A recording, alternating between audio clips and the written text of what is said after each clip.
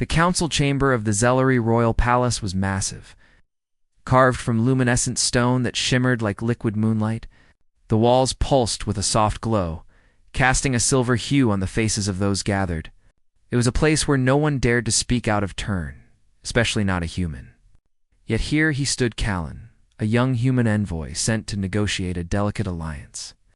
He had heard the stories of the Zellery, proud, brilliant, and utterly unpredictable. The royal court was tense as Callan stepped forward.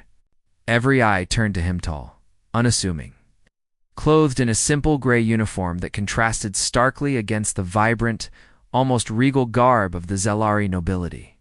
They whispered among themselves, curiosity and skepticism mingling in their alien tongues. It was rare for humans to be trusted in such high chambers, and Callan felt the weight of their doubt like a tangible pressure. A voice rang out, clear and sharp. "So, this is the human who believes he can speak for his kind." The speaker was a young Zellery royal, barely more than a teenager by human standards. Her eyes, bright and calculating, seemed to pierce straight through him.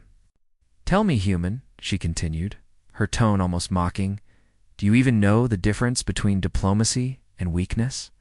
Callan looked at her calmly. He noted the way her posture commanded attention despite her youth, the way her words were designed to provoke.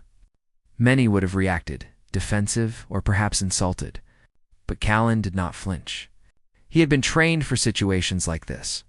With a quiet, even voice he replied, "I am here to represent my people, not to prove my worth to any one individual." Words meant to provoke are often best met with patience. The chamber fell silent. A murmur rippled through the courtiers, some surprised at the human's composure. The young royal, though, was unfazed. "Patience is not the same as courage," she said, tilting her head slightly. "You wear a calm face, human, but does it hide fear?" Callan allowed himself a faint smile. "Perhaps," he said, "but I find fear less useful than clarity. Anger clouds judgment, pride clouds vision.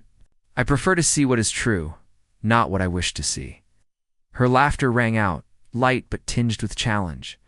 Bold words. "Perhaps your people have more wisdom than I have been led to believe. Perhaps they are foolish enough to place it in a single, fragile human." Instead of reacting, Callan simply nodded. "Words alone are fragile," he said softly. "It is actions that endure." The young royal leaned back, intrigued but clearly annoyed. Many of her advisors frowned, expecting a falter, a stumble, some human failing. But Callan did not falter. He stood calmly, his eyes steady, his presence undiminished by her insult. The tension in the room was almost suffocating. No one had expected a human to respond with such quiet strength. "You have courage," the young royal admitted reluctantly. "Or perhaps stupidity. Tell me, human, what makes you believe that your kind deserves a place at our councils? You are few, fragile, and your histories are rife with mistakes." Callan's gaze softened, not in fear, not in submission, but in understanding. "Mistakes do not define a species," he said. "They define a moment, a choice, a chance to grow. My people, like yours, are capable of greatness and failure. It is in what we do after the failure that our worth is measured." The young royal narrowed her eyes, studying him with a mix of suspicion and curiosity. "And what makes you so certain your people will not repeat the same mistakes?" she asked, her tone sharp, almost predatory. Callan paused for a heartbeat, then spoke with quiet conviction. "Because we learn. We adapt. We endure. You see me, a single human, calm in the face of provocation because I have seen what fear does to those who give in to it. I have also seen what courage can achieve. And it is not by threatening others that we survive, it's by understanding them." There was silence again. Even the courtiers, trained for years to maintain composure, seemed momentarily unsettled. The young royal's lips twitched, as if she wanted to smile but could not. She rose, her height still short compared to the towering Zellery adults, but her presence filled the room. "You speak well," she said. "Perhaps too well for a human of your years. I expected weakness. I expected fear." She took a slow step forward, closing some of the distance between them. Yet here you stand, calm almost, serene. Do you know why that unnerves me? Callan tilted his head slightly. Because serenity is rare in these halls? He offered gently. She gave a faint, sharp laugh. It is because it is not expected. Your kind is unpredictable, untrained in our ways. And yet you do not stumble. You do not flee. You do not bow. And that is unsettling. Perhaps, Callan said softly, it is simply the result of seeing beyond what is expected. Fear and insult have power only if you allow them to. The young royal's eyes lingered on him, and for the first time, a hint of respect flickered across her face. But she quickly masked it with another jab. You speak as if your calmness makes you superior. Tell me, human, if I insulted your people directly, would your words remain so measured? Callan looked down briefly, then back at her. I do not need to respond to insults with equal force, he said.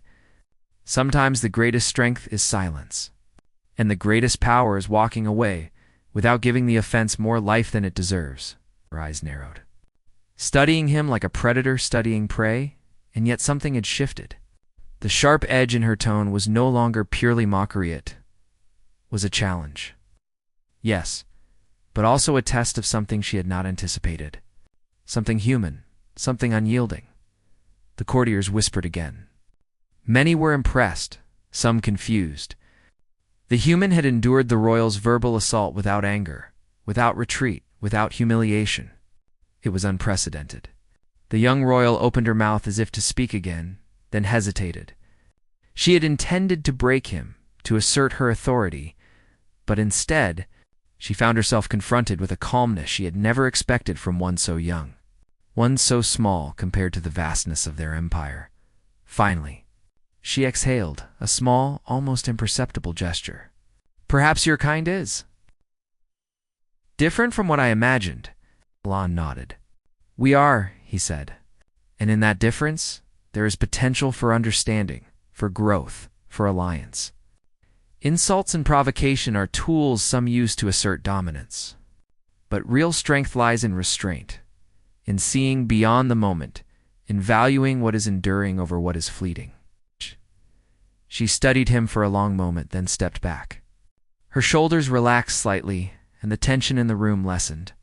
She had tried to provoke him, to elicit fear or anger, and instead, she had met something steady, resolute, and unshakable. It is unnerving, she admitted softly. But I see now that perhaps we have judged too quickly. Callan inclined his head. Judgment is easy, he said. Understanding takes time, and trust is earned through actions, not words. For a moment, silence reigned. Then, unexpectedly, the young royal nodded. Walk with me, she said, almost as if testing him further, but also opening a door. Show me how your kind navigates the halls of power without falling to weakness. And so they walked together through the shimmering corridors of the Zellery Palace. Courtiers whispered, some in disbelief, others in curiosity. The human had not been defeated by words, by mockery, by the sharp edge of an alien royal. Instead, he had shown that strength was not in dominance but in composure. That courage was not loud, but quiet, unshakable, and enduring. As they reached the observation deck, overlooking the glowing city beyond, the young royal finally spoke again. I did not expect to learn anything from a human today, she said, her tone a mixture of amusement and reluctant admiration. Yet here I stand, feeling reconsidered. Callan looked out at the luminescent skyline, the vast spires and floating gardens, and then back at her. We are all capable of learning, he said softly. And perhaps if we take the time, we may even understand each other. The young royal studied him, her sharp eyes searching for any sign of weakness, any indication that he had been bluffing. There was none. Only calm, steady, unflinching composure. And in that moment, she realized something profound. The human had not walked away in fear, had not bowed in submission, had not faltered under insult. He had stood quietly, firmly, and with dignity teaching a lesson that words alone could never convey. For the first time, she felt a respect that was reluctant but genuine. Perhaps humans were not so fragile after all. Perhaps there was more to them than the Zellari histories had ever admitted, and perhaps in the quiet strength of one human. A bridge between worlds had begun to form, built, not on dominance, but on endurance, understanding, and the courage to remain calm when all else demanded fury. Callan did not gloat. He did not boast.